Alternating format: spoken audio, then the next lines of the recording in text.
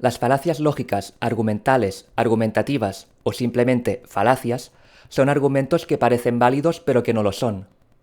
La invalidez de un único argumento da lugar a líneas de razonamiento erróneas, a pesar de que el resto de argumentos sean sólidos. Esto hace que la identificación de falacias sea una cuestión especialmente necesaria, ya que ayudaría a desactivar un mecanismo realmente pernicioso en el seno de los debates públicos en diversos contextos, como el político, sanitario, económico y social, entre otros, como se pudo ver en el debate del 7 de noviembre de 2011 entre los cabezas de lista de los principales partidos a la Moncloa, Rajoy y Rubalcaba, por citar un ejemplo de muchos.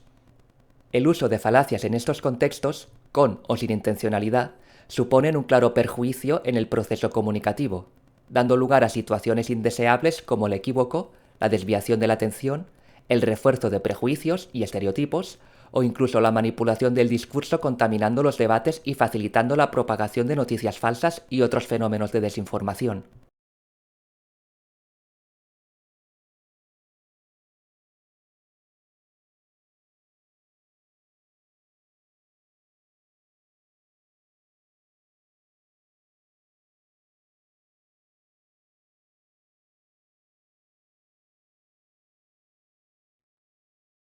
Las falacias suelen clasificarse en formales y no formales.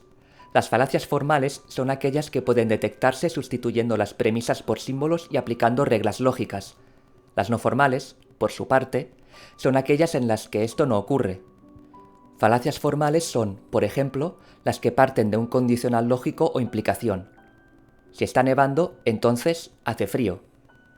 Y aplican una inferencia incorrecta, por ejemplo, mediante la negación del antecedente, infiriendo incorrectamente la negación del consecuente. Si no está nevando, entonces no hará frío. En cuanto a las falacias no formales, existen multitud de clasificaciones y tipologías. Algunos tipos frecuentes son la falacia ad hominem, que está emparentada con la falacia del alegato especial, consistente en desacreditar a la persona que argumenta y no al argumento en sí. La falacia del hombre de paja, consistente en generar un nuevo argumento falso exagerando o caricaturizando el argumento del oponente, para pasar a criticar este nuevo argumento falso. La falacia de autoridad, que vincula la veracidad de un argumento a la autoridad de quien lo esgrime, o viceversa. O la falacia ad antiquitatem, donde se apela a la antigüedad o a la tradición como elemento verificador de un argumento.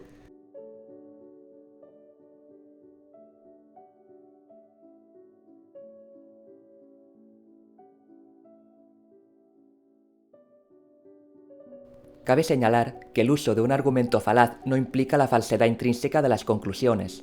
Simplemente, la argumentación no está construida de manera correcta. Esto es importante a la hora de anotar posibles falacias, ya que no se debe juzgar si la conclusión es o no cierta, sino si la argumentación es sólida. Tampoco se debe considerar falaz cualquier argumentación que no constituya una prueba científica e irrefutable de lo que se defiende, siempre que quede claro en la exposición que se está anunciando una opinión o una mera posibilidad, y no una certeza sin argumentos sólidos.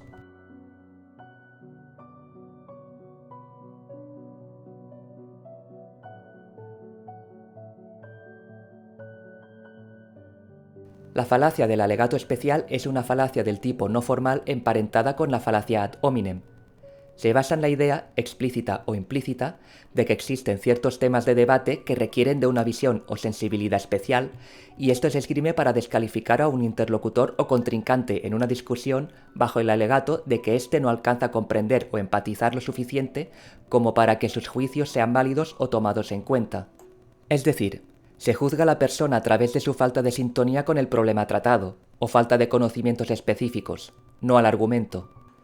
Se distingue también por un sesgo en la argumentación que puede ocurrir cuando se enfatizan ciertas áreas de un razonamiento, concretamente las que son favorables al caso, mientras se omiten las áreas desfavorables. Hacer un alegato especial es ser parcial e inconsistente. Es considerar la propia situación como privilegiada y no aplicar a los demás los estándares que nos fijamos, o por el contrario, no aplicar a nosotros mismos los estándares que aplicamos a los demás. El alegato especial implica, entonces, romper las reglas del juego limpio, generalmente de una manera que beneficia a quien las infringe y, por lo tanto, puede considerarse como una forma de trampa argumentativa al aplicar un doble rasero.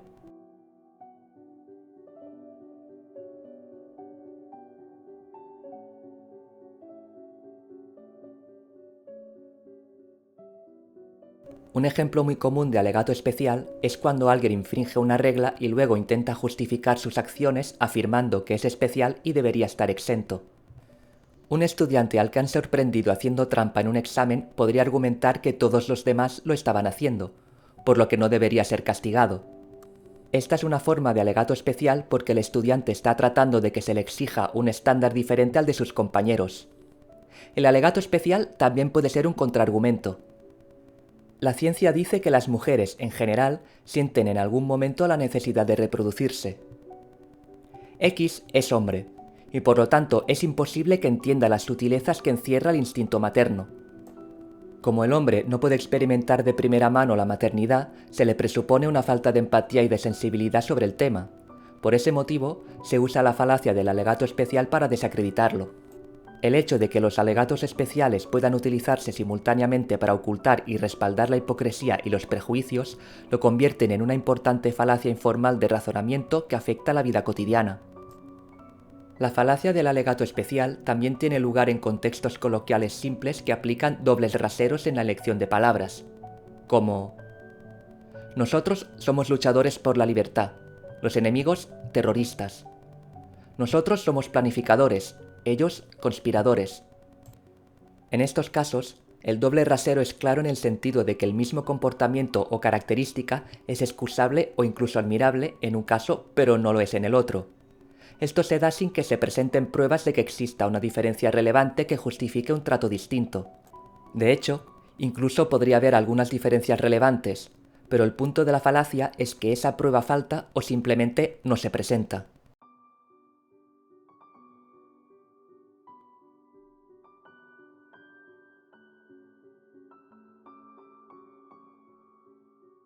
Una forma de comprender el significado de la falacia del alegato especial es centrarse en un principio general de justicia. Debemos tratar a las personas por igual a menos que exista alguna diferencia relevante entre ellas que merezca un trato diferenciado. Si no hay una diferencia relevante entre los individuos, sería injusto tratarlos de manera diferente, especialmente si el trato diferenciado otorgara un beneficio a uno, castigara al otro o a ambos. En la argumentación y el razonamiento lógico existe un corolario del principio de justicia. El principio reza lo mismo que para las personas citado antes, pero en referencia a las ideas. Deberíamos someter los argumentos o perspectivas en disputa a las mismas reglas de evaluación, a menos que exista alguna diferencia relevante entre ellos que merezca un trato diferenciado. El principio establece que cuando evaluamos las credenciales racionales de dos afirmaciones en disputa y sus argumentos, debemos aplicar los mismos estándares de evaluación a ambos conjuntos de argumentos. Si los argumentos son deductivos, entonces deberíamos evaluar su validez y solidez utilizando los mismos estándares.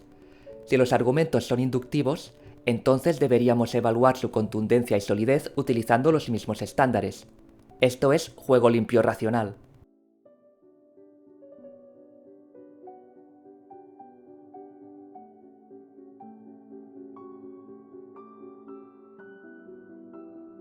Cuando uno plantea una crítica sobre otro punto de vista o argumento, debe practicar un procedimiento de juego limpio racional. Preguntémonos explícitamente: ¿mi afirmación o posición en disputa es susceptible de recibir la misma crítica o una similar? ¿Pasaría la misma prueba a la que estoy sometiendo a mi rival? Para la mayoría de las personas, este no es un comportamiento natural.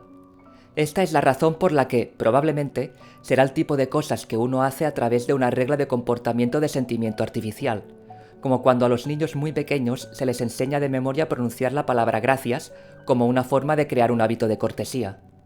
Pero esta regla artificial de comportamiento, si se repite en el tiempo, puede convertirse en dos cosas.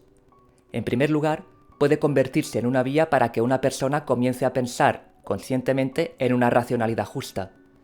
En segundo lugar, puede iniciar el proceso mediante el cual una persona se vuelve realmente más imparcial en su carácter y hábitos cognitivos. En este sentido, la regla es como para un músico practicar escalas musicales o para un jugador de baloncesto practicar tiros libres. Con el tiempo, el comportamiento puede convertirse en un hábito fluido que el músico o el atleta considera natural. De manera similar, practicar la imparcialidad puede convertirse con el tiempo en una virtud sostenible de carácter cognitivo para reemplazar el vicio del alegato especial.